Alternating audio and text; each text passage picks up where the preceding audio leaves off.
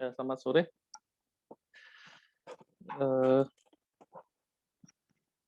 Hari ini kita pertemuan ke-10 ya untuk mekanika fluida 2.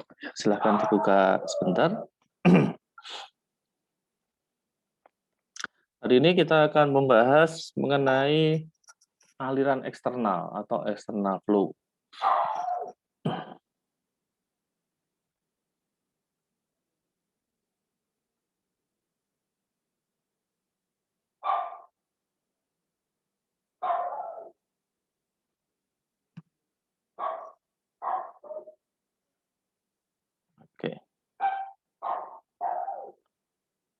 Oke, kita mulai saja. Saya buka dulu. PowerPoint-nya sudah saya kirim ya. Mungkin Anda bisa mengikuti.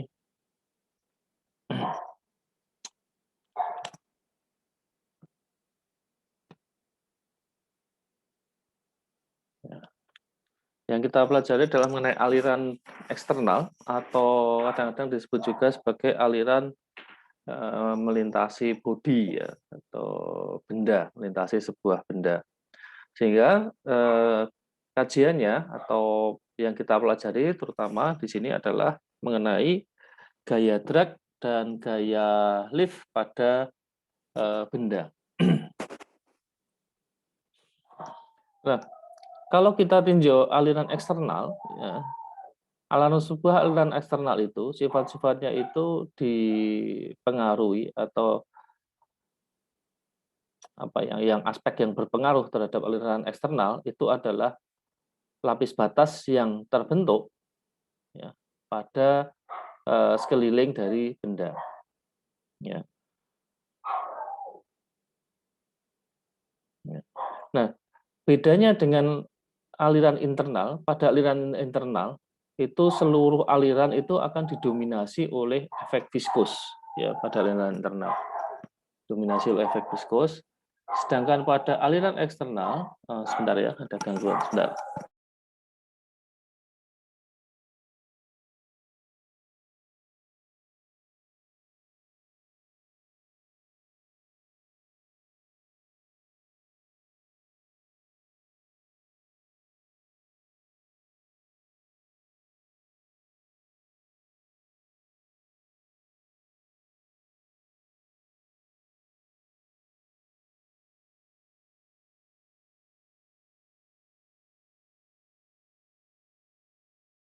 Ya, maaf, saya lanjutkan.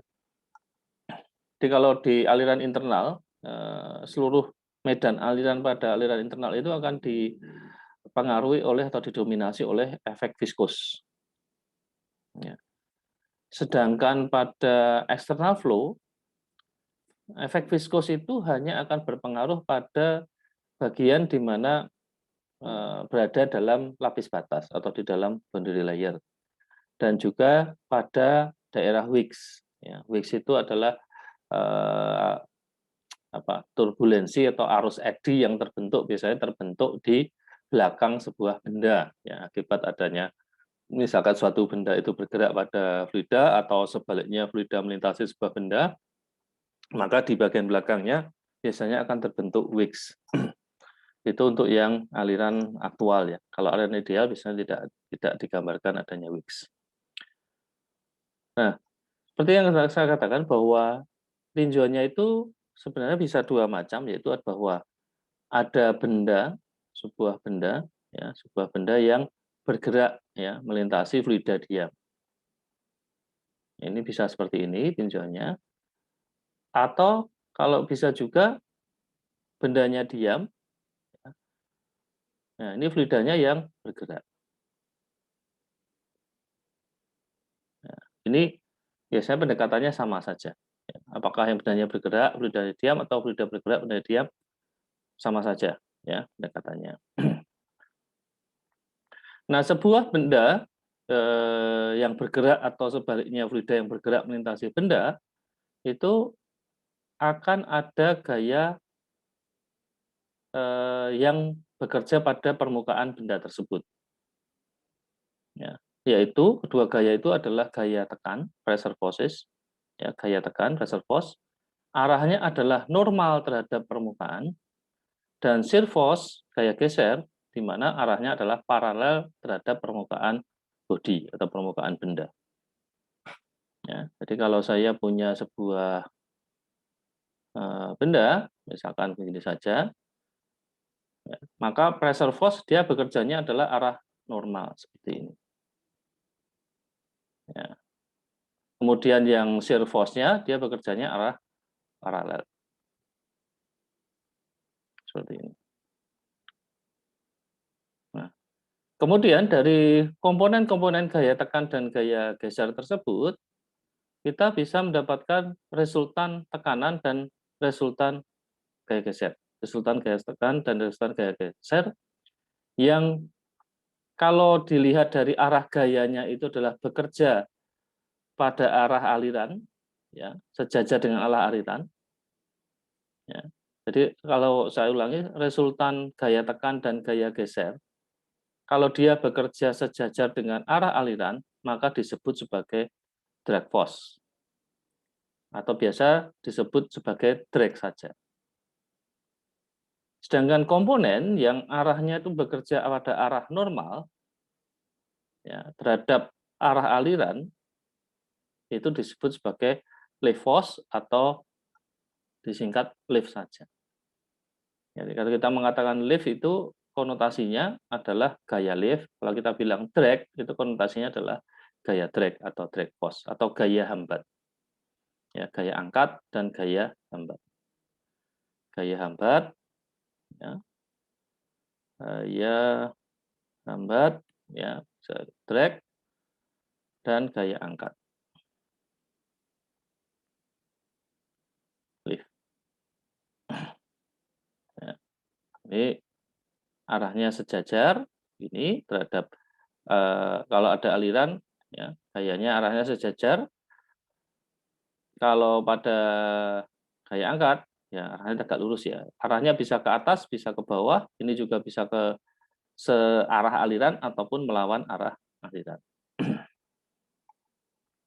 Tapi pada umumnya kalau drag itu adalah searah alirannya. Misal alirannya ke kanan, ya drag force-nya juga akan ke kanan. Tidak mungkin melawan ya drag force-nya. Contoh aplikasinya dalam kehidupan sehari-hari, gaya angkat dan gaya hambat tersebut, ya lift dan drag, mungkin saya mengatakan istilah lift dan drag saja lebih singkat. Kita bisa melihat pada pesawat terbang. Ya. Pesawat terbang ini bisa dikategorikan sebagai benda aerodinamik, aerodinamik body. Ya. Ada istilah aerodynamic body. Aerodynamic body atau benda aerodinamik seperti pesawat ini adalah sebuah benda yang nilai drag-nya itu jauh lebih kecil dibandingkan sebenarnya mungkin nilai drag-nya saja. Punya nilai drag yang kecil. Ini drag-nya itu kecil. Ya, drag yang kecil. Dia menekan adanya drag pada sebuah benda. Jadi dengan mengatur bentuknya, memodifikasi bentuknya. Ya. Sehingga gaya hambatnya atau drag-nya sekecil mungkin. Ini disebut sebagai aerodynamic body. Pesawat seperti ini, dia memang harus gaya hambatnya, drag-nya harus sekecil mungkin. Di sisi lain, dia harus mampu sayap-sayap ini, ya, wings ini, sayap ini harus menghasilkan lift. Lift yang besar. Ya, sehingga dia mampu menghasilkan gaya angkat. Ya. Kenapa gaya drag-nya harus kecil? Karena gaya drag ini kan arahnya adalah ke sana ya, gaya drag ini. Ini drag force-nya ke sana. Lift-nya diharapkan adalah ke sana. Dengan drag yang kecil, maka pesawat ini bisa menghemat bahan bakar. Oke. Kemudian aplikasi yang lain lagi adalah pada contoh benda aerodinamik lagi adalah pada ini, rotor atau sudu. Ya, sudu atau rotor dari turbin angin. Ya. Nah, ini adalah sebenarnya rotor atau subdu ini adalah mempunyai profil seperti sayap pesawat terbang. Ya, di mana kalau kita potong sayap pesawat dan sudu ini, dia akan cross section-nya atau potongan lintangnya akan membentuk airfoil.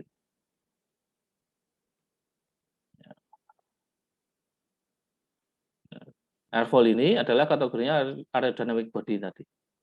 Dia drag-nya kecil dan menghasilkan gaya lift yang besar.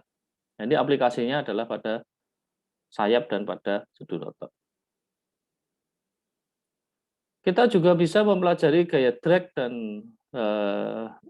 dan lift itu juga bisa diaplikasikan pada gedung-gedung, pada rumah ya. Kalau rumah mungkin tidak terlalu, tapi kalau gedung-gedung bertingkat itu juga sudah mulai mempertimbangkan bagaimana beban atau gaya pengaruh drag terhadap struktur bangunan. Sudah diperhitungkan juga. Kemudian kita juga bisa melihat bagaimana lift dan drag yang terjadi pada silinder. Dan silinder ini aplikasinya nanti bisa untuk pada heat transfer atau heat exchanger. Akan ada pengaruh, mungkin tidak meninjau sebagai lift dan drag-nya secara langsung, tapi bagaimana aliran yang melintasi itu kan berguna untuk analisis perpindahan panas.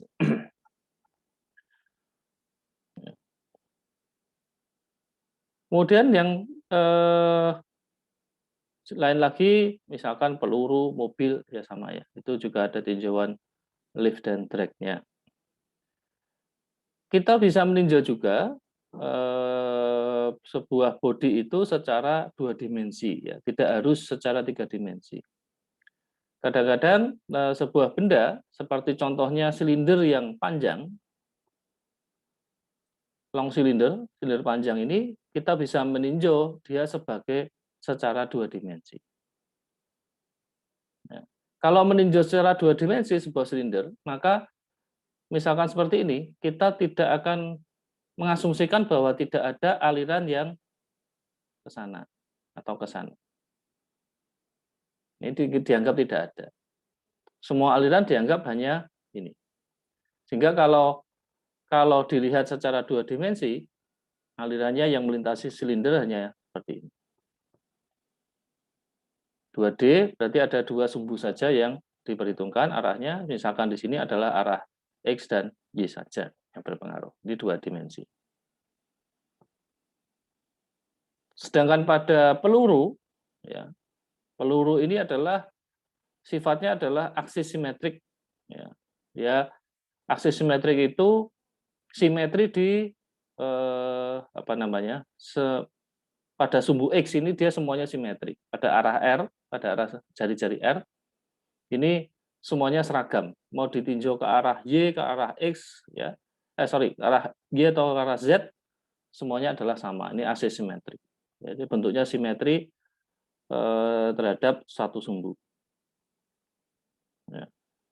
Sehingga Anda juga bisa meninjaunya, ini tinjauannya lebih cocok tetap 3D ya, meskipun kadang-kadang ada meninjau secara 2 dimensi. Tapi karena di asimetrik, 3D-nya bisa ditinjau misalkan ini peluru ini, saya bisa saja meninjau peluru ini hanya seperempatnya. Ya, hanya seperempatnya seperti ini boleh. Seperempat dari peluru, ini ujungnya, ya, ini tipsnya ini tipsnya, kemudian ini atau mungkin saya potong mana motongnya, agak susah motongnya ini. Nah, karena dia asimetrik ya, asimetrik, maka saya cukup meninjau kalau dalam pemodelan, ini biasanya dipakai dalam pemodelan ya, pendekatan aksis simetrik, 2 dimensi, 3 dimensi dalam pemodelan komputasi. Kalau bentuk seperti peluru ini, saya tidak perlu memodelkan keseluruhan bentuk peluru. Saya cukup memodelkan misalkan seperempatnya saja. Nah, sisanya bagaimana? Ya, sisanya kita buat ini adalah keliling ya, karena disebut aksis simetrik nanti dia akan perhitungannya adalah membentuk sebuah peluru. Ya, dihitung semuanya sama terhadap sumbunya. Itu asesmentif. Nah, kalau bentuk yang kompleks seperti mobil seperti ini, maka pendekatannya harus 3 dimensi. Karena aliran yang terjadi tidak bisa diasumsikan hanya 2 dimensi. Kita nggak bisa mengasumsikan seperti ini, karena mesti ada aliran yang ke sini. Ya. Sehingga untuk benda-benda seperti mobil atau kalau Anda memodelkan aliran udara melintasi sebuah rumah seperti ini adalah 3 dimensi. Ya. Di sisi lain, kalau Anda mau memodelkan sayap pesawat, gitu ya, Anda boleh melakukan pendekatan 2 dimensi dulu ya. 2 dimensi itu hanya dalam bentuk airfoil untuk mengetahui karakteristik airfoil pada sebuah sayap. Meskipun demikian, kalau kita memodelkan sayap secara keseluruhan, mau nggak mau harus ke 3 dimensi. Ya, karena ada arah aliran yang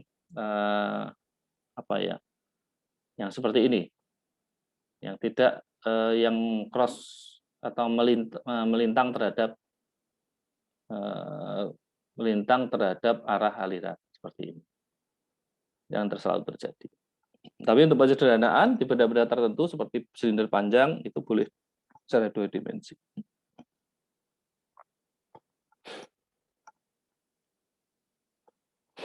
Nah, sekarang kita lihat drag dan lift. Gaya yang diberikan oleh fluida yang mengalir pada sebuah bodi, ya, kita tadi sudah melihat kalau arahnya adalah pada arah aliran, ya, searah alirannya itu disebut sebagai drag.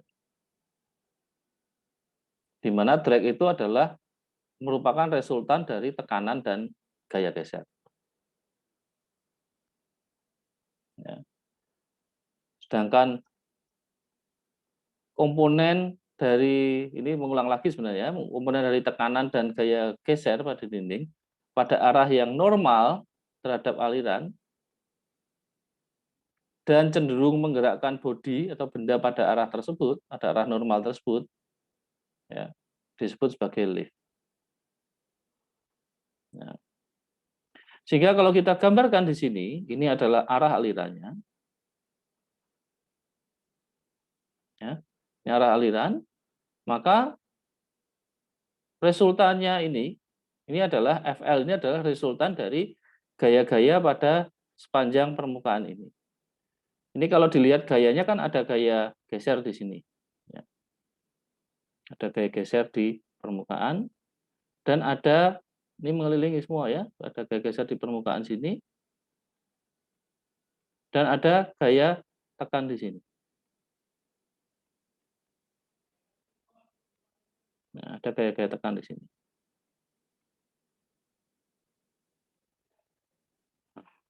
Nah, resultannya, kalau kita cari resultannya yang searah dengan aliran, yang ke sana, dan yang tegal lurus terhadap aliran, berarti yang ke sana atau ke sana, kita akan mendapatkan gaya lift dan gaya drag.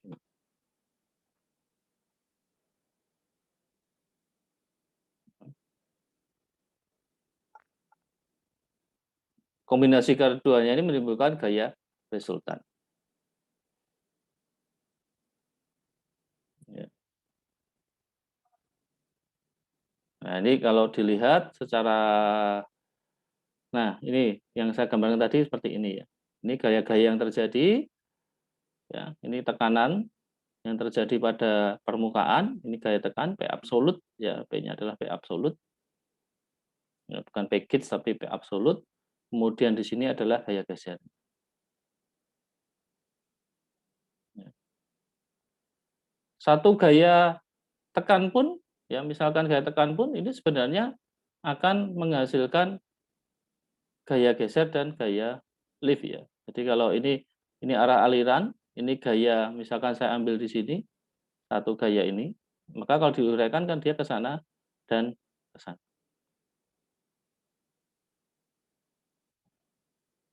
Ini pada satu titik ini. Nah, ini kalau di resultan dihitung semuanya, diintegralkan semua, gaya-gaya yang hasil penguraian masing-masing gaya ini, ya, kalau gaya geser juga nanti diuraikan, ada gaya gaya geser seperti ini ya nanti diuraikan lagi ke sana dan ke sana ya. Nah, ini semua di resultan dicari jumlahnya, diintegralkan, kita peroleh adalah FL dan FD. Gaya lift dan gaya drag. Nah, profil seperti ini sangat tergantung pada profil tekanan seperti ini. Ini akan sangat tergantung pada bentuknya, ya, bentuk dari bendanya.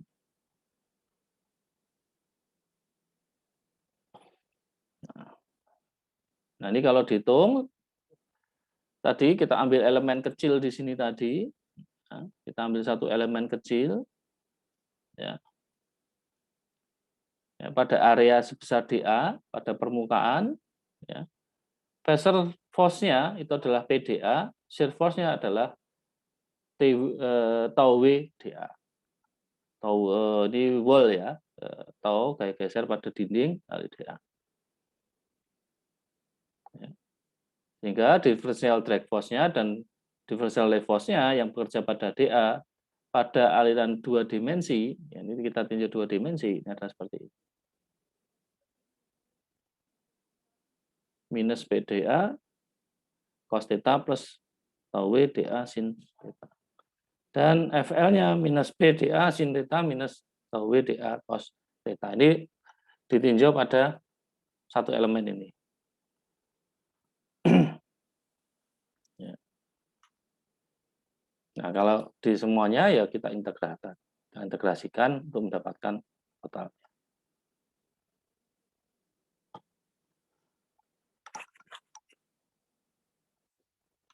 Nah, drag dan lift force itu akan tergantung pada density dari fluidanya. Density ini rho ya, rho. Density atau rho dari fluidanya. Kemudian upstream velocity-nya, kecepatan fluidanya di upstream atau sebelum terkena pada benda, ukuran, ya, ukuran dari benda, bentuk dari benda, dan orientasinya, ya, orientasi dari benda.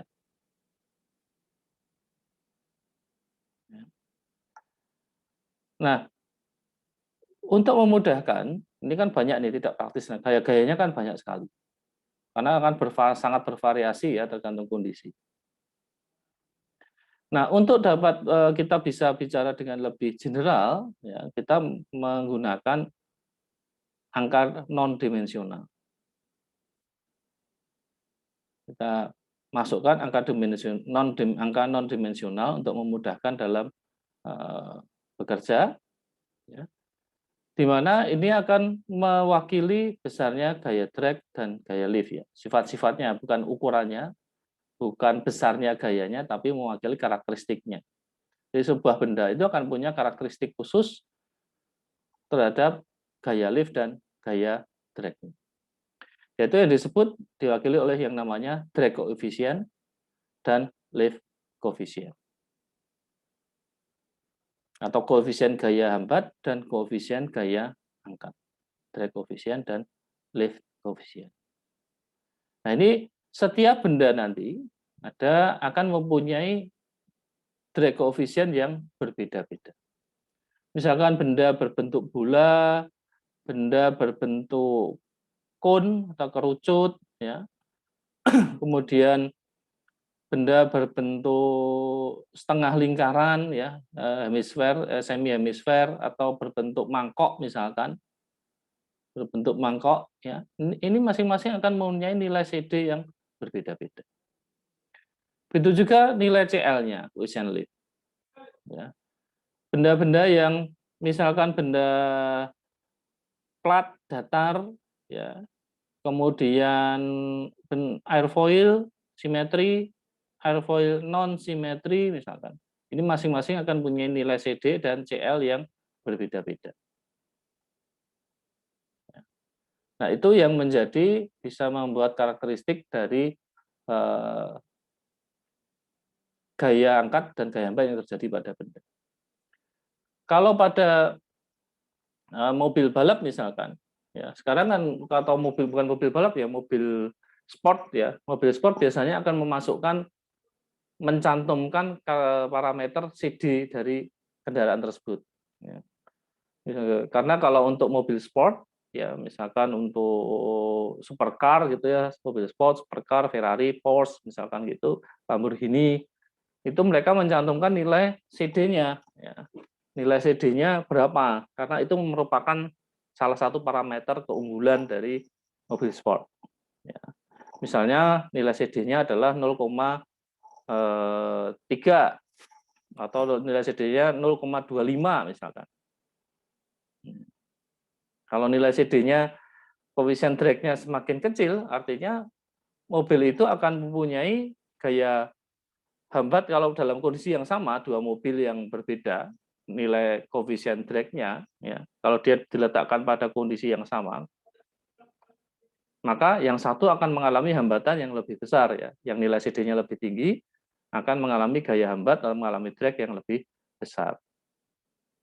Sehingga kalau digunakan misalnya untuk balapan, akan memberikan keuntungan untuk mobil dengan nilai CD yang lebih kecil. Ya, satu, dia berlari bisa melaju lebih kencang, ya, atau dia bisa lebih berhemat bahan bakar, misalkan begitu. Nah, kalau lift itu biasanya kalau mobil tidak akan dinyatakan liftnya, ya, karena lift pada kendaraan darat itu akan merugikan. Ya. Kalau sebuah mobil punya lift yang nilainya positif, artinya pada kecepatan tinggi mobil itu akan melayang, ya, akan timbul bisa terjadi kecelakaan. Kalau pada kendaraan darat, justru nilai liftnya yang diharapkan, koefisien liftnya adalah negatif, sehingga memberikan gaya ke bawah atau biasa disebut sebagai downforce. Ya. Untuk mobil balap biasanya downforce-nya penting. Karena tanpa downforce yang memadai, tidak ada gunanya mempunyai power yang besar. Ya. Jadi kalau dia punya power atau punya torsi besar tanpa ada downforce-nya, maka akan slip. Ya. Tuh. Kalau pada pesawat sebaliknya, ya, pada pesawat dia mengutamakan karakteristik pada sayap pesawatnya itu adalah yang mempunyai nilai CL yang tinggi, positif ya, nilai yang positif dan tinggi. Ya, dan nilai CD-nya sama, tetap serendah mungkin. Nah, persamaan yang dipakai dalam kaitannya antara CD dan FD dan CL dengan FL itu sama sebenarnya.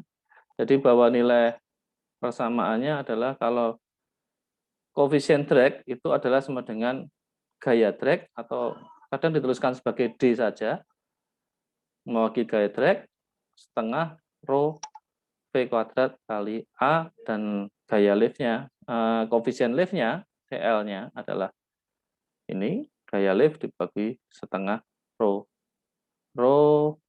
V kuadrat kali A. Kalau Anda lihat ini sama persis. Ya. Yang membedakan adalah gayanya, ya, gaya drag dan gaya lift.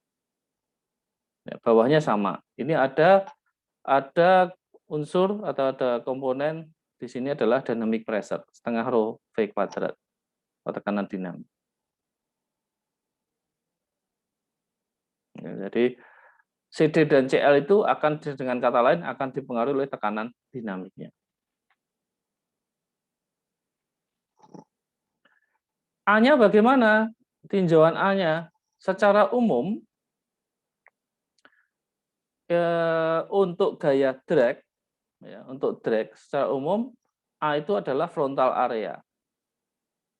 Ini untuk gaya drag ya secara umum. Frontal area atau luasan proyeksi, luasan yang diproyeksikan pada bidang normal terhadap aliran yang melintasi bodi. Jadi begini, saya tambahkan slide dulu supaya bisa lebih jelas.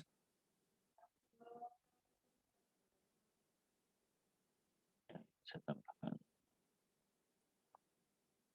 Nah, untuk A, jadi misalkan saya punya sebuah bola, misalkan sebuah bola, hemisfer atau bola, ya, bola. A-nya mana bola ini? Bola ini A-nya adalah luasan proyeksinya. Misalkan di sini yang tegak lurus terhadap arah aliran. Ini alirannya. maka luasannya adalah ini.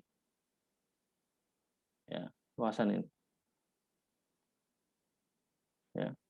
Kalau sebuah bola, ya, luasannya ini adalah project areanya. Ya, ini adalah sama dengan luas lingkaran. Jadi berupa lingkaran.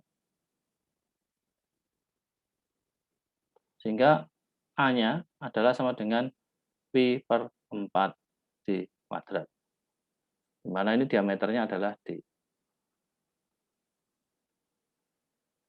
Ya. Sehingga bisa saja sebuah bola dan sebuah kerucut dengan diameter alas yang sama. Ini D juga ukurannya. Ya. Arah alirannya dari sini. Maka A-nya juga sama.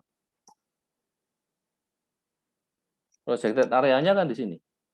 Kalau saya proyeksikan kan ini proyeksinya, ya, proyeksinya adalah alas kerucut ini semua. Ya. Pi per 4 D kuadrat. Ya. Ini untuk dipakai pada persamaan tadi. Kadang-kadang persamaannya bisa dituliskan bahwa misalkan D sama dengan CD, ya, kali P, CD kali setengah rho V kuadrat A. Nah, L sama dengan CL kali setengah rho V kuadrat kali A. Ya. Jadi kalau Anda meninjau A-nya itu adalah luasan proyeksi. Ya, untuk sebuah benda seperti ini adalah luasan proyeksinya. Ya, hati-hati. Jadi kalau kerucut mau di arahnya begini atau dari sana pun sama ya. Kerucut dan bola luasan proyeksinya sama. Kalau bentuk mangkok, ya, bentuknya mangkok separuh ini ya, mau seperti ini atau seperti ini, ya, ini adalah mangkok, ya, ya, alirannya ke sana, ya. Ini juga luasan proyeksinya sama, yaitu tetap setengah pi per 4 d kuadrat. Ini diameternya d. Ya, ya. Tapi dengan A yang sama, apakah gaya drag-nya ini sama? Gaya drag dari bola, kerucut, setengah lingkaran, apakah mempunyai gaya drag yang sama? Atau apakah mempunyai nilai CD yang sama? Tidak. Ya. Meskipun kelihatannya A-nya sama, rho-nya sama, ya, V-nya ini sama, ya, sama semua. Tapi drag yang dialami itu akan berbeda-beda. Benda-benda ini akan mempunyai gaya drag yang berbeda-beda. Karena apa? Kenapa gaya drag-nya berbeda? Karena nilai CD-nya akan berbeda-beda. Ya. Itu akan sangat, kenapa kok bisa berbeda-beda? Pertanyaannya, kenapa bisa berbeda-beda? Karena setiap bentuk ini akan mengubah aliran fluida yang melintasinya. Aliran fluida yang melintasi benda ini akan dipengaruhi oleh bentuk bendanya. Misalkan begini. Ya, misalkan aliran ini dia begini. Nah, sedangkan yang melintasi kerucut ini, misalkan,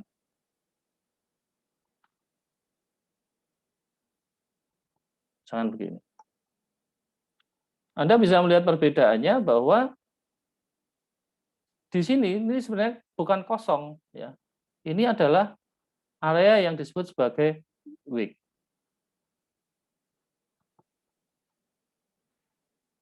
Ya. Di mana wig ini alirannya adalah tidak terkacau, ya, tidak teratur.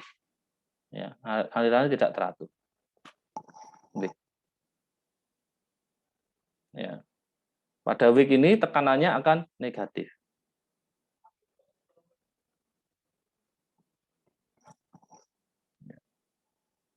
Sehingga bisa dikatakan bahwa selain ada gaya drag yang menuju ke sana, juga ada, karena ini tekanannya negatif, negatif pressure weak ini, maka ini seperti terhisap ke sana juga. Nah, itu semua totalnya adalah menjadi drag dari benda tersebut. Nah, ini sangat berpengaruh. Bentuk benda, kemudian bentuk benda itu adalah untuk memengaruhi bentuk weak. Yang dikatakan mempunyai benda yang streamline atau aerodinamik yang paling bagus, ya, ada yang mengatakan dulu itu Zarko ini adalah yang paling bagus adalah tetesan air. Bentuk tetesan air itu dikatakan mempunyai nilai CD paling kecil. Tapi itu sebenarnya tidak begitu ya, karena ini tergantung pada kecepatannya. Ya, nilai CD itu tidak konstan karena dia akan tergantung berubah terhadap kecepatan fluidanya atau kecepatan bendanya. Ya, jadi bola atau kerucut yang bergerak dengan kecepatan yang berbeda atau melintasi dia diam melintasi fluida dengan kecepatan yang berbeda, maka dia bisa saja mempunyai nilai CD yang berbeda. Nilai CD itu tidak konstan. Jadi kalau ada sebuah mobil spesifikasinya, misalkan tadi saya katakan, misalkan Lamborghini mempunyai nilai CD-nya 0,22 misalkan saja, itu bukan pada semua kecepatan, ya, tapi dia hanya pada kecepatan tertentu saja dia mempunyai nilai CD seperti itu. Ya, karena grafik CD itu tidak garis lurus. Jadi kalau saya gambarkan grafik CD versus misalkan kecepatan atau Reynolds number misalkan dibagi Reynolds number itu tidak berupa garis lurus. Ya. Bisa saja grafiknya seperti ini, ya, turun kemudian naik, ya, tidak seperti ini. Ya, kompleks ya aliran fluida di external flow itu kompleks. Ya. Oke.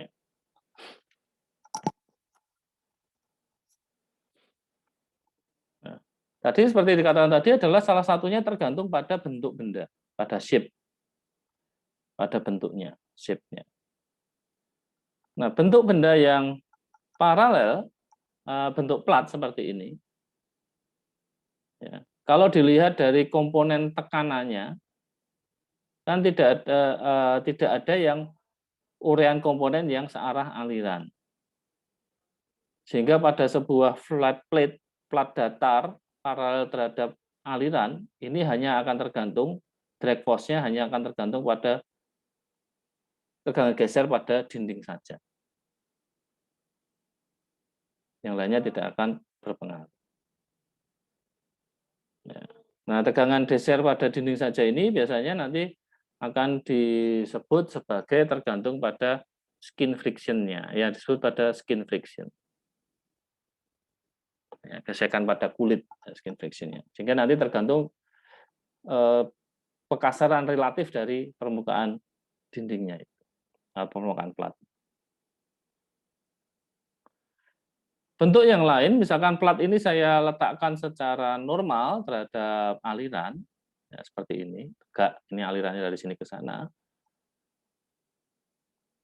maka gaya drag yang bekerja pada plat tersebut, pada plat datar tersebut, ini akan hanya tergantung pada tekanan saja.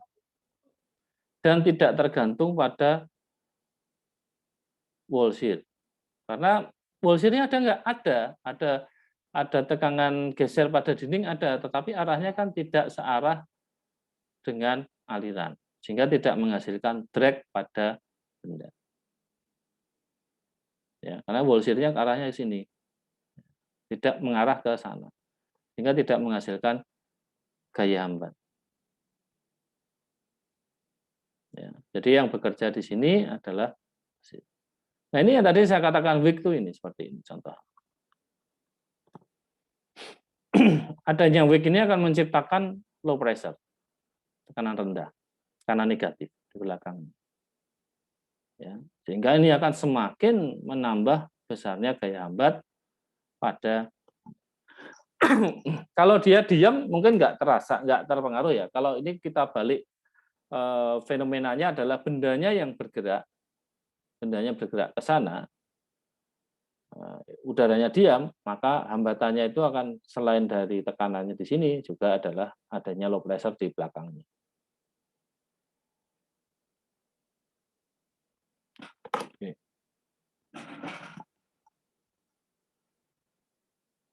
Berikutnya adalah bentuk sayap pesawat. Sayap pesawat itu dirancang, tadi saya katakan dirancang dan diposisikan untuk menghasilkan gaya lift yang memadai selama terbang. Sementara di sisi lain harus menjaga bahwa drag itu harus minimum. Ya. Jadi kalau sebuah pesawat terbang itu, itu sebenarnya ada 3 proses ya. Ada proses take off, kemudian ada proses cruising, kemudian ada proses landing, mendarat ya. Pada saat dia terbang atau take off, kemudian ada saat cruising flight, jelajah, kemudian ada saat landing. Nah, dalam pertimbangan yang paling lama itu adalah posisi cruising ini kan paling lama ini pesawat. Apalagi kalau yang pesawat besar yang antar negara itu dia cruisingnya, flight-nya kan bisa sampai misalkan sampai 15 jam gitu ya, 10 jam, 15 jam cruising flight. Tidak hanya 1 jam, 2 jam ya. Kalau ke Jakarta kan mungkin hanya 50 menit, ya 40 sampai 50 menit itu untuk cruising-nya saja. Sisanya kan untuk antri terbang, antri mendarat. Nah, yang dikatakan posisinya ini, bentuk dan posisi ini adalah untuk menghasilkan gaya angkat ini adalah dan menjaga drag kecil ini adalah pada saat cruising ini yang penting. Ini adalah biasanya dirancang di mana sebuah airfoil itu mempunyai posisinya pada posisi CD per CL minimum. Ya, ini ada kaitannya adalah pada sudut serang berapa.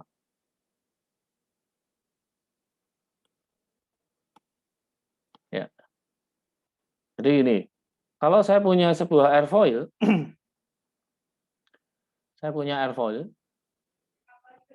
airfoil ini kan ada yang namanya, mungkin saya gambarkan simetri saja. Ada yang namanya chord line. Ya. Kemudian ada istilah namanya angle of attack atau sudut serang. Biasanya notasinya adalah alfa. Nah, bagaimana mengukurnya? Yaitu adalah di sudut yang dibentuk antara arah aliran dengan chord line ini. Ini adalah angle of attack. Jadi kalau dia segaris seperti ini berarti AOA-nya 0, alfanya 0. Kemudian kalau ini berubah misalkan begini posisinya, nah ini adalah chord-nya, maka ini adalah sudut serangnya adalah ini. Ini alfanya. Gitu ya. Nah, profil sebuah airfoil kalau saya gambarkan di sini nilai CL-nya, ini adalah nilai alfanya. Misalkan untuk airfoil simetri, itu adalah profilnya seperti ini. Jadi semakin besar sudut serangnya, nilai CL-nya akan semakin meningkat juga. Alfanya meningkat, CL-nya meningkat, sampai titik tertentu dia maksimum, kemudian dia akan turun. Turun, kemudian di titik tertentu dia akan kehilangan di sini, dia akan stall. Stall atau kehilangan gaya angkat. Kehilangan lift. Ya. Nah, ini bervariasi. Nah, nanti beda airfoil itu akan beda karakteristiknya CL versus alpha seperti ini. Nah, Selain ada CL versus alfa, ada juga CL versus misalkan CD versus alfa, di mana kira-kira katakanlah seperti ini.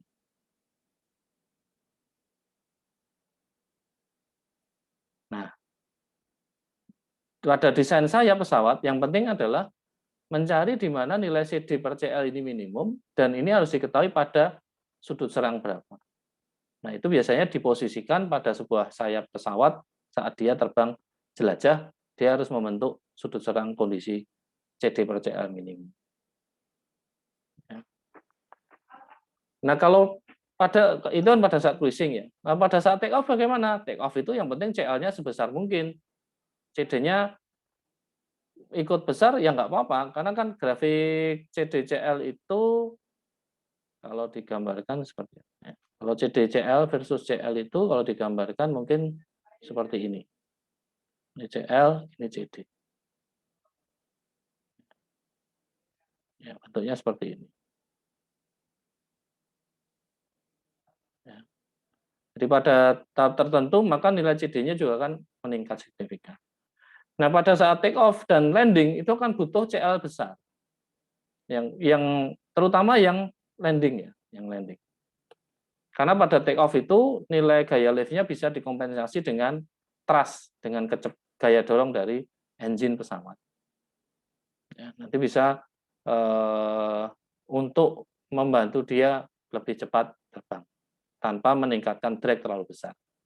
Tapi pada saat landing, pesawat kan harus menurunkan kecepatannya secara drastis ya, agar pada saat mendarat dia jarak pengeremannya bisa mencukupi panjang landasan. Sehingga nilai CL-nya harus ditingkatkan. Sedangkan CD-nya drag-nya meningkat nggak masalah, tapi kecepatannya harus bisa diturunkan semaksimal mungkin, ya, sampai hanya batas dia tetap bisa melayang. Nah, itu biasanya dengan modifikasi pada kalau Anda perhatikan, sayap pesawat kan akan berubah bentuk ya pada saat mau landing. Kalau Anda pernah naik pesawat dan kebetulan duduknya di kursi yang di dekat jendela yang di sayap, Anda bisa melihat perubahan-perubahan bentuk sayap ya pada saat dia akan landing itu terutama. Ya, bagian depan, bagian sayap bagian depan itu, bagian leading edge-nya akan bergerak maju, bagian akan membuka ya, bagian belakang juga akan terbuka mau ke belakang ya, bergerak ke belakang, sehingga luas penampang sayapnya akan berubah. Ya, secara umum tujuan nyatanya salah satu tujuannya adalah meningkatkan luas penampang sayapnya. A-nya akan berubah. Sehingga nilai lift-nya juga akan berubah. Nah, ada perbedaan menghitung tadi kan kita melihat bahwa drag itu dihitung pada luasan proyeksi. Nah, itu berlaku untuk benda-benda yang sifatnya adalah non aerodinamik atau belah body. Jadi sebenarnya ada kategori dua, ada benda aerodinamik dan ada benda belah body. Apa belah body istilahnya apa ya? Saya mungkin padanannya bahasa Indonesia saya kurang. Belah body. Aerodynamic body dan belah body. Aerodynamic body ini contohnya adalah airfoil. Sedangkan belah body ini adalah benda-benda non aerodinamik, contohnya adalah kotak, bola, kerucut, kemudian separuh lingkaran, ya separuh bola, ya, mangkok, ya, plat, datar, ya, ini adalah belah body semua. Nah, sedikit perbedaan pada belah body adalah kita meninjau A-nya itu adalah luasan proyeksi. Luas proyeksi tegak normal terhadap aliran kan, normal arahnya posisinya normal terhadap aliran fluida. Nah, kalau pada benda aerodinamik, pada airfoil itu tidak seperti itu. Kalau ini airfoil, ini adalah atau dengan kata lain adalah contohnya adalah sayap pesawat, ya. Ya. Misalkan saya punya sebuah sayap, misalkan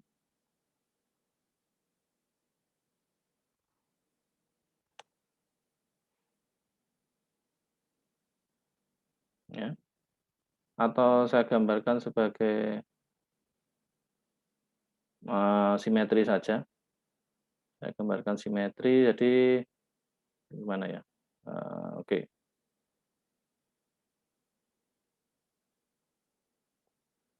Saya gambarkan tegak saja. Ini sayap. Kemudian kalau digambarkan, oke, sebentar, oke gini aja.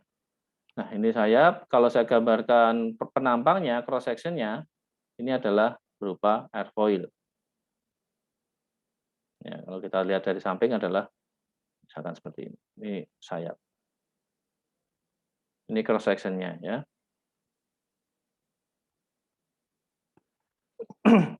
Nah, kalau pada kasus sayap pesawat, kita tidak meninjau dalam persamaan nilai lift dan drag-nya, ya. Misalkan CD-nya itu adalah D per setengah rho V kuadrat A, A-nya itu bukan luas proyeksi normal terhadap ini, bukan.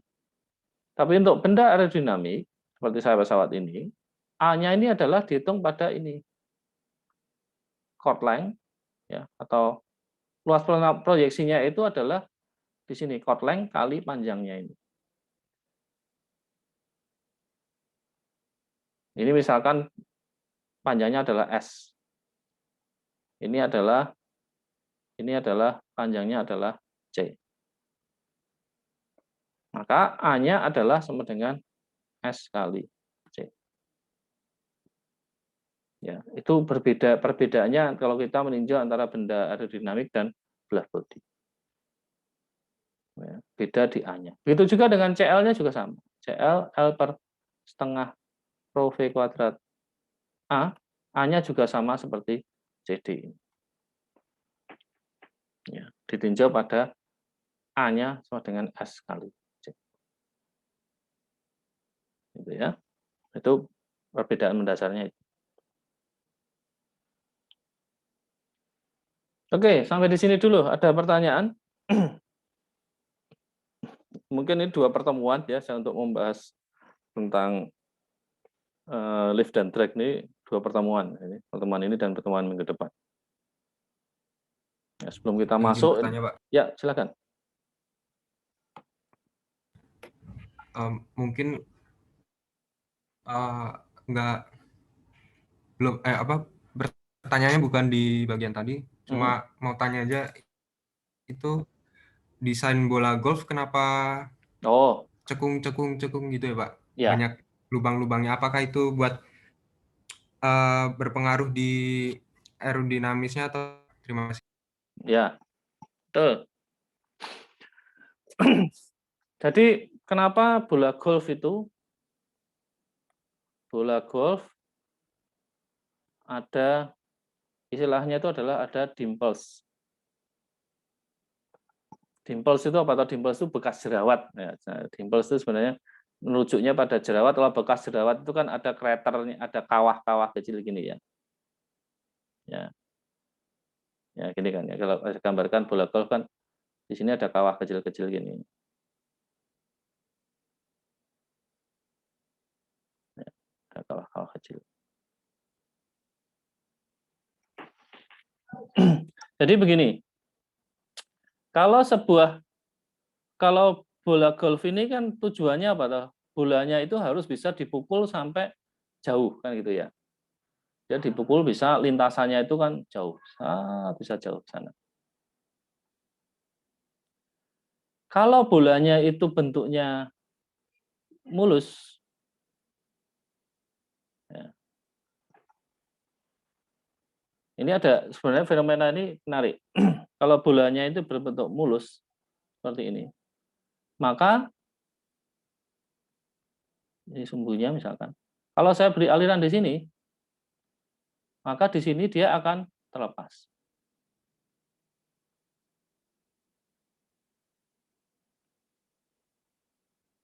Ini alirannya, istilahnya alirannya sudah tidak akan melekat pada permukaan, yang biasa disebut sebagai sparasi.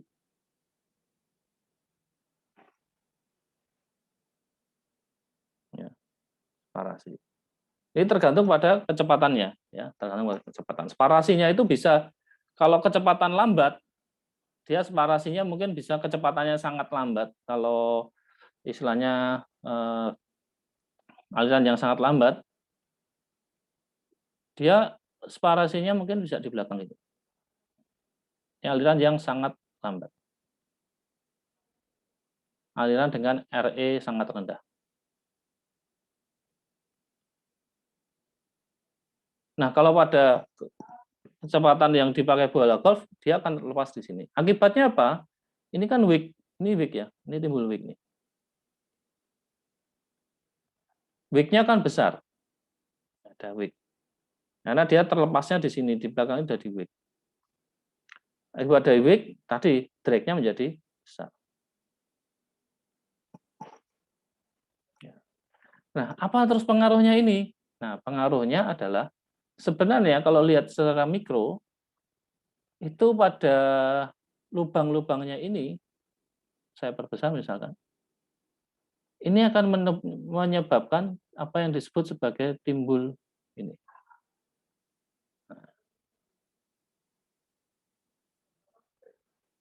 Ini akan menciptakan vortex.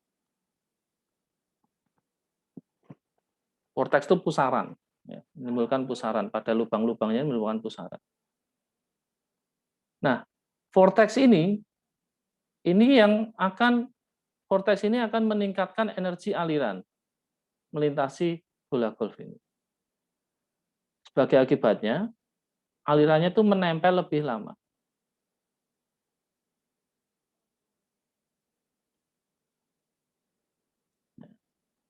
Akibat ada vortex-vortex ini, ya, ini adalah dia menyebabkan yang harusnya sudah terlepas, dia melekat lebih lama. Sehingga weak-nya menjadi lebih kecil.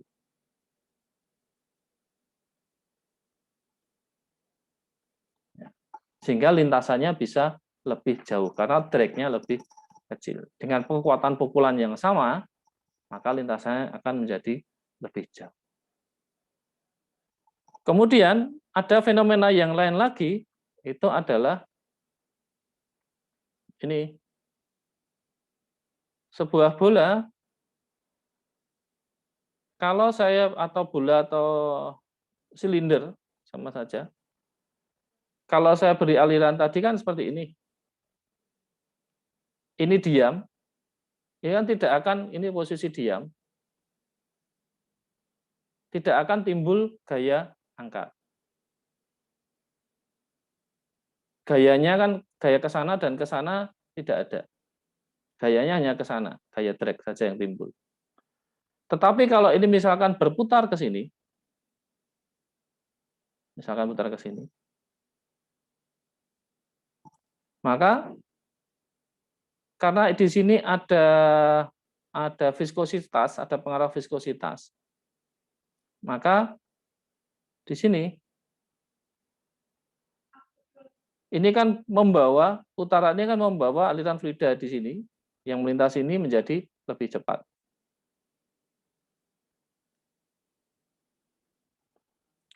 Sedangkan dia arah putarannya di sini, ya, akibat viskositas, dia akan menghambat ini, sehingga kecepatannya menjadi lebih lambat yang di atas.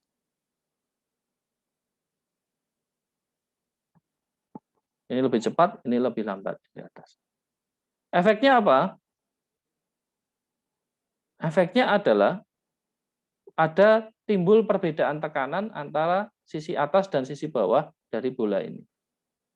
Karena ini lebih cepat, tekanannya di sini akan lebih rendah daripada di atas. Sehingga di sini akan timbul gaya yang bawah. Sehingga kalau sebaliknya, kalau putarannya saya balik, putaran searah jarum jam, maka gayanya akan ke atas.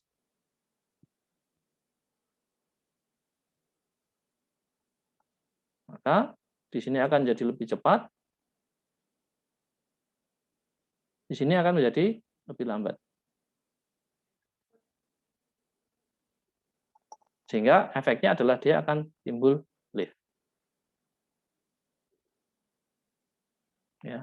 Ya, efek ini sebenarnya dipakai selain di golf, efek untuk melengkungkan, sehingga ini kalau di bergerak ke sana dia kan ada dua. Kalau ini ada apa namanya, ada gaya yang arahnya ke sana, ya, maka dia akan ada vektor gayanya kan dia akan menjadi melenting ke sana, lebih tinggi, lebih jauh. Ya, bola golf, kemudian juga sepak bola, ya. Ini sepak bola, kemudian apa? Tenis, ya, pingpong, semuanya memanfaatkan efek putaran ini untuk menghasilkan apa? Lengkungan, ya, gerakan melengkung.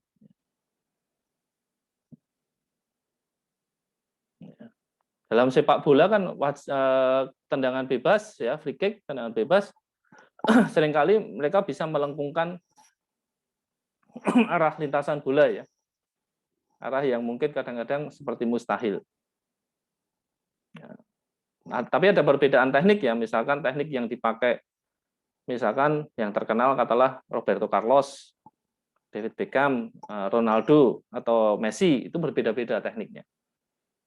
Nah, kalau David Beckham karena melengkungkan ini spinningnya ini menghasilkan kelengkungan. Kalau Ronaldo dia dibalik, dia justru tidak menimbulkan spinnya ini. Bolanya itu dia ditendang pada satu titik yang lurus, ya, tidak menimbulkan spin. Akibatnya apa? Karena tidak ada spinnya pada saat dia naik, ya, bola ini ditendang ke sana naik, kan ada ini tidak berputar nih. Nah, tidak berputar di sini wake-nya besar nih. Wake-nya ini menimbulkan gaya bolanya itu seolah tidak stabil, ya, tidak stabil, lintasannya tidak stabil. Ya, hambatannya besar sehingga tahu-tahu meskipun kita kencang, drag-nya besar, dia tahu-tahu drop. Ya, mendadak drop dan dia ada goyang-goyang kanan kiri kemudian mendadak drop. Sehingga lintasannya juga aneh, seperti lurus, kelihatan seperti lintas tinggi tapi tak tahu drop jatuh ini. Nah, itu beda teknik. Itu semuanya memanfaatkan hukum mekanika fluida sebenarnya prinsip. Ya. Gitu. Ada lagi pertanyaan? Nanti minggu depan saya jelaskan lebih detail banyak lagi tentang fenomena-fenomenanya. Izin bertanya, Pak. Ya, silakan. Saya ingin bertanya tadi yang tentang frontal area. Yang kerucut kenapa A-nya itu luas lingkaran ya, Pak? Bukan luas segitiga. Ya, karena kerucut itu kategorinya adalah bluff body. Ya. Kenapa kok bluff body? Karena kenapa kok tidak aerodinamik meskipun kelihatannya kerucut, ya? Karena ini belakangnya, ini sisi belakangnya ini yang menyebabkan dia tidak aerodinamik karena wake-nya besar. Ya, wake-nya besar. Ini kalau Anda simulasikan ke ini, dia menghasilkan wake yang besar. Ciri dari benda aerodinamik, aerofoil, itu adalah di belakangnya kan mengecil. Ya, mengecil seperti ini. Sehingga wake-nya itu sekecil mungkin.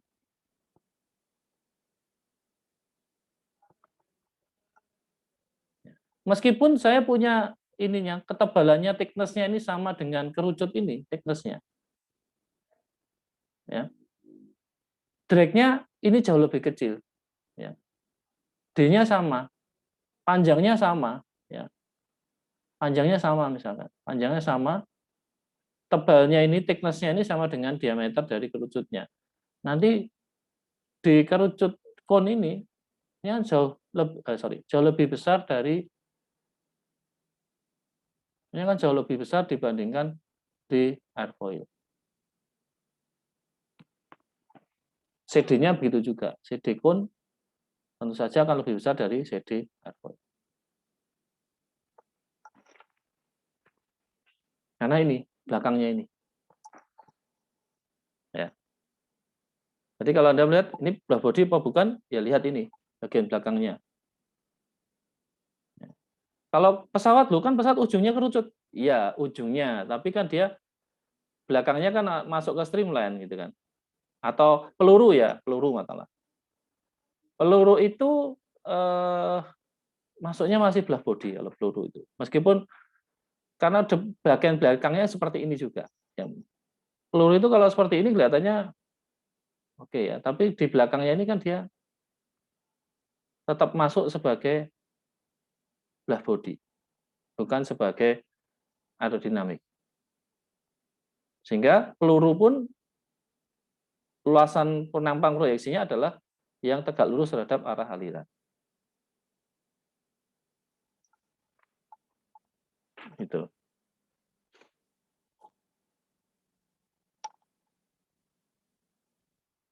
Ada lagi?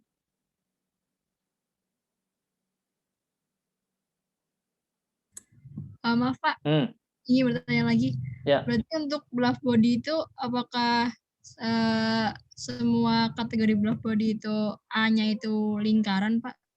Tidak selalu lingkaran lah. Kalau Anda kotak kan, kalau misalkan bentuk kotak kan bisa. Nah, bentuk kotak gini,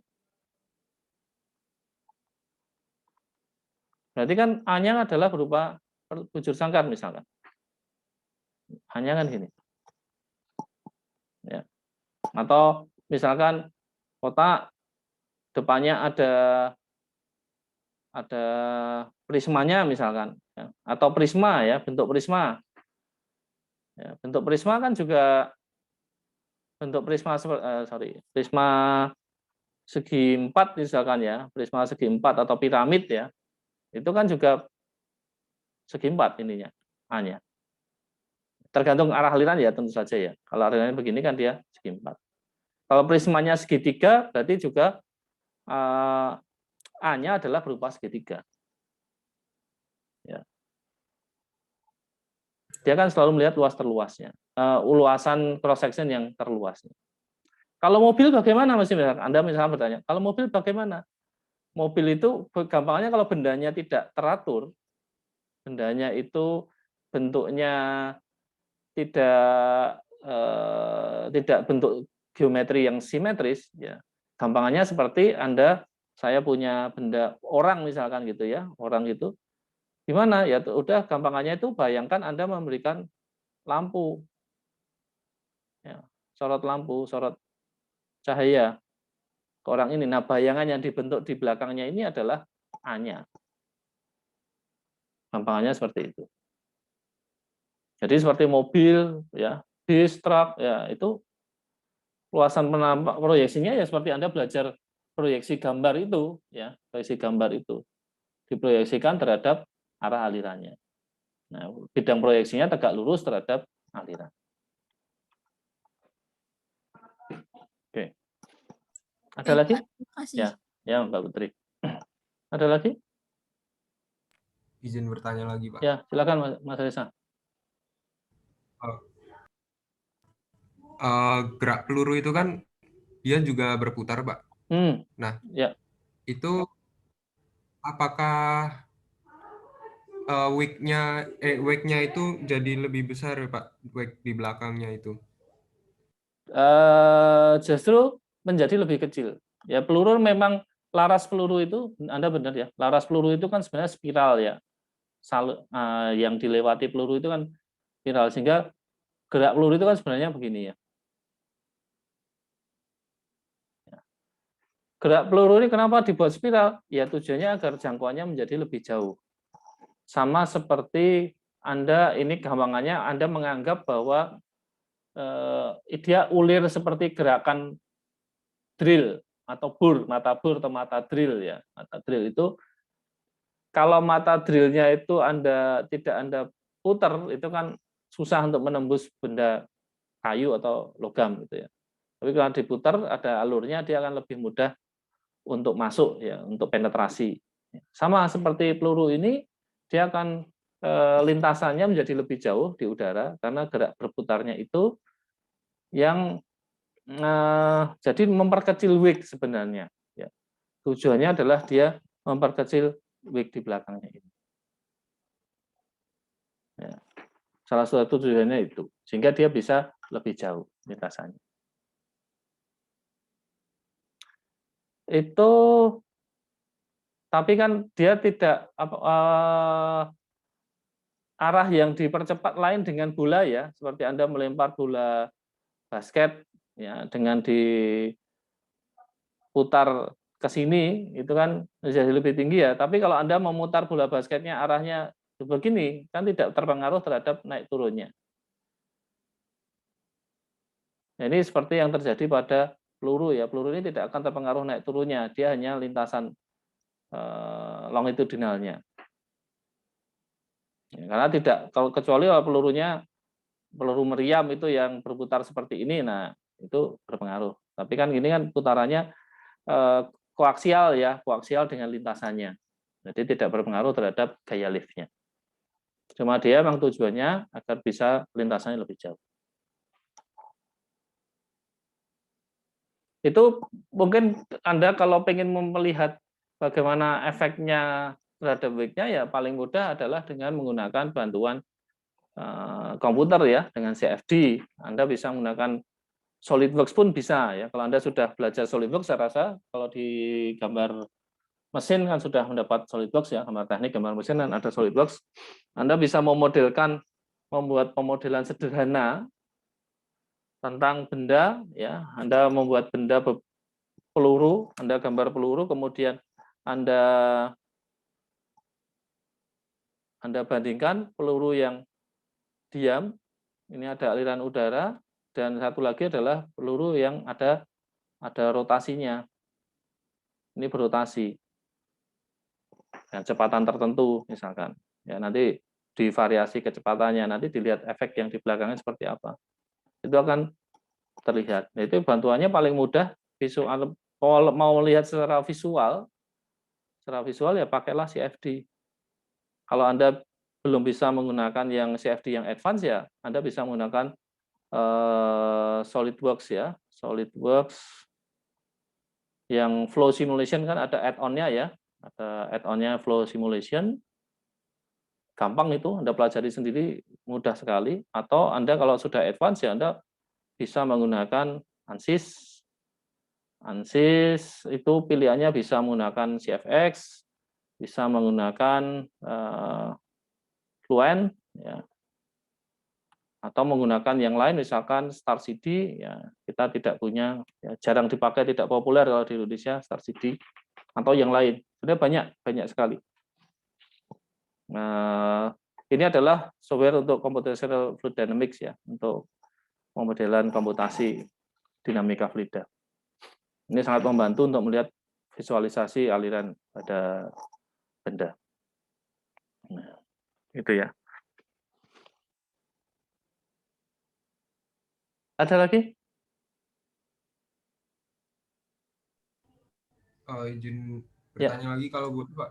Ya, boleh, silakan. Jadi saya pernah lihat kalau nggak salah di YouTube ya. Jadi pesawat yang masih pakai propeller itu dia bisa berhenti di udara, Pak. Nah, itu apakah liftnya sama besar dengan dragnya atau bagaimana, Pak? Dan dan cara kerja dari propeller itu sendiri, fungsi sebenarnya untuk apa? Ya. Terima kasih, Pak. Saya rasa yang Anda lihat pesawat propeller itu bukan pesawat ini ya, bukan pesawat full scale ya, tapi pesawat istilahnya apa? Prototype atau unmanned ya, aero modeling ya. Seingat saya itu, saya pernah melihat itu juga. Dulu saya pikir, wah hebat sekali nih gitu ya. Kok ada pesawat dengan propeller turboprop atau turbofan, dia posisinya itu ya seperti ini, dia bisa berhenti di udara gitu kan ya. Nah seperti ini, berhenti di udara dengan baling-baling begini, dia berhenti di udara. Itu kalau kalau pesawat aeromodeling bisa, karena apa? Bobotnya ringan. bobotnya ini ringan. Sehingga bahannya kan katalah dari kayu balsa, dari styrofoam dan lain-lain yang bahan ringan. Sehingga propellernya ini bisa kalau dia diam dalam posisi vertikal ini bersifat seperti baling-baling helikopter. Ya. Karena gaya ini dia hanya melawan gaya berat saja, weight dari pesawatnya aeromodeling ini, maka baling-baling sekecil ini sudah mampu. Ya, dia mampu menahan berat pesawat yang ringan ini. Tapi kalau full scale dengan penumpang itu tidak mungkin. Bisa kalau dia difungsikan seperti helikopter, artinya diperhitungkan bahwa gaya putar dari rotor ini, misalkan dia ada 3, misalkan kalau, tapi ini sangat tidak lazim ya, sangat tidak lazim saya katakan. Misalkan di sini ada mesin-mesin, ada rotor, ada propeller, 4 propeller, ya. Dalam posisi berhenti di udara dengan posisi seperti menggantung vertikal ini, itu kalau dari ukuran baling-balingnya yang dengan diameter normal itu tidak mungkin. Kecuali ada satu pesawat yang memang dirancang saya lupa nama pesawatnya ya. Dia memang dirancang posisinya bisa berubah. Ini mirip, jadi posisi saya lupa. Ini pesawat model lama sebenarnya. Jadi dia dirancang, ini baling-balingnya memang besar, tidak seperti baling-baling pesawat propeller biasa. Nah, karena baling-balingnya besar, dia tidak bisa mendarat secara normal seperti biasa, tapi dia pada saat mendarat, dia posisi engine-nya ke atas. Nah, ini terus, nah, posisinya dia mendarat seperti helikopter. Nah, seperti ini. Kenapa tidak bisa mendarat seperti pesawat biasa? Karena ini akan kontak dengan ground, ya, akan menghantam landasan kalau dia mendarat seperti pesawat biasa. Sehingga dia mendaratnya seperti ini. Pada saat terbang ya dia terbang istilahnya VTOL ya, vertical take off landing ya, dia kan model pesawat VTOL, vertical take off landing. Jadi pada saat dia take off maupun landing secara vertikal. Kemudian baru di atas nanti dia mengubah posisi propellernya ini untuk menghasilkan thrust atau gaya dorong. Ya. Tapi kalau secara model pesawat propeller yang ukuran biasa, pesawat-pesawat misalkan pesawat-pesawat Cessna gitu ya, atau yang kategorinya apa, yang Cessna, Casa ya, pesawat Casa itu yang buatan Spanyol ya, atau kita punya CN itu ya, itu nggak mungkin berhenti secara vertikal, berhenti di udara itu tidak mungkin. Kenapa tidak mungkin? Karena dia propellernya tidak dirancang untuk itu. Yang dirancang untuk berhenti di udara itu hanya helikopter atau pesawat-pesawat VTOL. Seperti kalau zaman dulu ada Harrier, ya, si Harrier itu dia memang dirancang untuk VTOL. Atau yang sekarang Grumman F36 kalau nggak salah, saya lupa, F34 atau 36 yang dipakai di filmnya Die Hard yang kelima. Nah, yang Bruce Willis naik truk dikejar-kejar pesawat. Nah, itu memang dia dirancang untuk mengubah vektor thrust ya, dia thrust vectoring ya. Thrust vectoring itu artinya gaya dorong dari mesin jetnya itu bisa diarahkan untuk mendarat vertikal ataupun take off vertikal. Ya, itu bisa. Tetapi itu kompensasinya adalah boros bahan bakar karena sangat berat untuk menahan bobot pesawatnya. Lain halnya kalau dia take off landing secara normal ya, karena gaya angkatnya akan dibantu oleh tidak hanya dari engine tapi juga dibantu oleh sayapnya. Seperti itu. Oke, ada lagi? Ini saya rasa sudah hampir. Maaf Pak, ya. Tadi dulu kalau nggak salah yang saya lihat itu pesawat Cessna itu masih posisinya posisi biasa Pak, maksudnya posisi cruise. Jadi tidak vertikal begitu Pak. Oh, posisi cruise. Tapi dia berhenti seperti ya, berhenti. Itu dia bisa berhenti di udara. Kalau nggak salah mesinnya mati itu Pak. Kalau berhenti di udara, mesinnya mati. Kalau mesin gini, jadi prinsipnya begini ya. Kalau prinsip dasarnya itu adalah bahwa sebuah pesawat, ya, misalkan pesawat, ya, pesawat ini bisa terangkat. Ya. Syaratnya apa? Ada lift. Ya, ada lift. Lift ini melawan apa? Lift ini adalah melawan weight dari pesawatnya. Kalau lift sama dengan weight, maka pesawat ini akan diam. Kalau lift lebih besar dari weight, maka dia akan terangkat. Kan itu ya. Kalau lift kurang dari weight, maka dia akan turun. Sekarang apa yang menimbulkan lift? Yang menimbulkan lift adalah tadi, lift adalah setengah rho V kuadrat kali A kali CL, gitu ya. Nah, kalau CL-nya konstan, A-nya konstan, maka yang berpengaruh apa? V, toh, kecepatan ini. Sekarang bisa nggak ini diam di udara, tidak jatuh, ya, padahal mesin mati misalnya?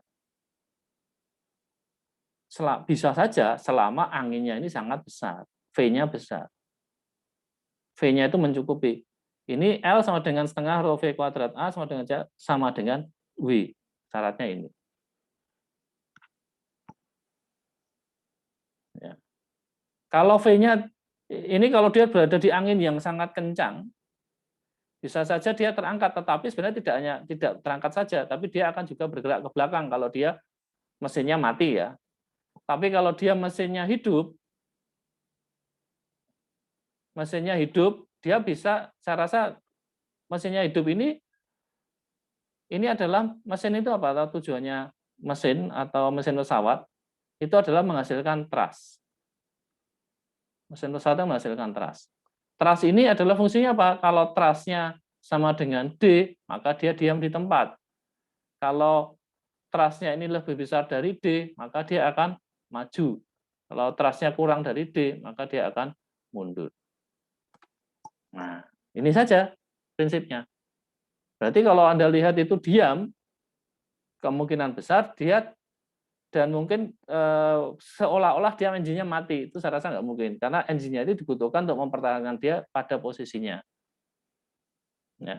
Kalau dia tanpa engine sama sekali, anginnya sangat kencang, bisa saja dia melayang. Tetapi dia akan terbawa angin. Akan terdorong ke belakang. Karena tidak ada yang melawan drag-nya, gaya drag-nya. Harus ada thrust yang melawan drag untuk dia bisa diam di tempat. Ya. Thrust-nya itu juga otomatis akan menambah kecepatan yang dibutuhkan untuk melawan W-nya. Kira-kira begitu. Jelas, Mas? Ya, itu baik, Pak. Prinsipnya hanya ini saja. Prinsipnya, ya kita prinsipnya ini, L ini W, ada, ini tadi ada thrust ya, dan di sana ada D. Ke belakang ada D. Nah, keseimbangan ini semua yang berpengaruh.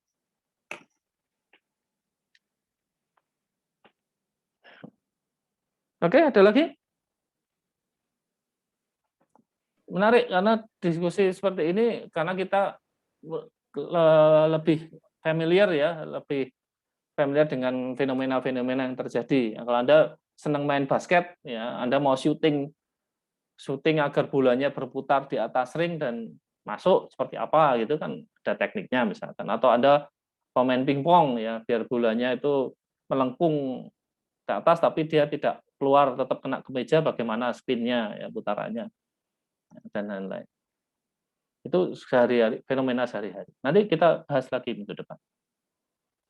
Oke, saya rasa cukup. Kita sudah 1,5 jam online. Ya, terima kasih sekali atas kehadiran dan partisipasinya. Oh ya, saya lupa. Maaf, yang kelasnya yang Pak Budisan, tolong di kolom chat Anda mengetikkan ini ya, nama NIM ya. Sebelum ditutup, silahkan. Mungkin masih sambil menunggu diskusi, saya lupa menyampaikan. Karena ternyata cara paling sederhana, Anda dengan mengetik di kolom chat ya, itu akan sekaligus bisa terrekod sebagai presensi. Jadi tidak perlu pakai Google Form. Ya. Silakan yang kelasnya Pak Budi Santoso, yang berarti kelas B ya. Kelas B, silakan mengetik di kolom chat. Ya. Baik, Pak. Yuk.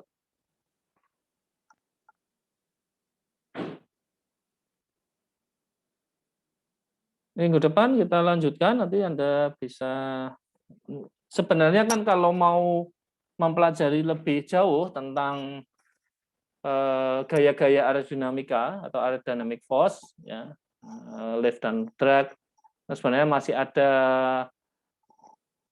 apa namanya pitching moment, ya, sebenarnya gaya-gaya pada pesawat itu kan ada 3 sebenarnya, ya, ada lift, drag, dan pitching moment, ya, pitching moment atau momen angguk, ya. Kemudian ada rolling, itu ya sebenarnya di mata kuliahnya adalah mata kuliah pilihan aerodinamika, ya. Itu kita mau belajar lebih jauh gaya-gaya aerodinamika pada benda-benda, ya, tidak hanya pada pesawat saja, tapi juga bisa pada turbin angin, ya, yang benda-benda aerodinamika. 18, masih 18, belum meningkat. Berapa orang sih kelas yang C?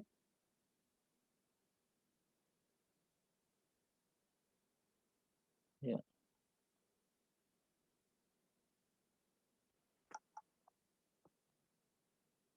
Sudah semua? Oke, mungkin cukup sekian ya bagi yang saya tutup untuk kuliah sore ini. Terima kasih atas kehadirannya. Anda boleh leave ya. Ini saya beri waktu sebentar untuk mungkin ada yang belum ngisi chatting. Yang sudah yang kelas C, Anda boleh meninggalkan ruang. Ya. Selamat sore, terima kasih. Sampai ketemu minggu depan.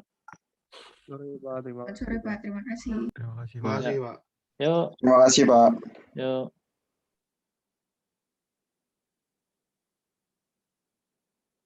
Yang sudah presensi juga ngisi chatting juga boleh meninggalkan ruang.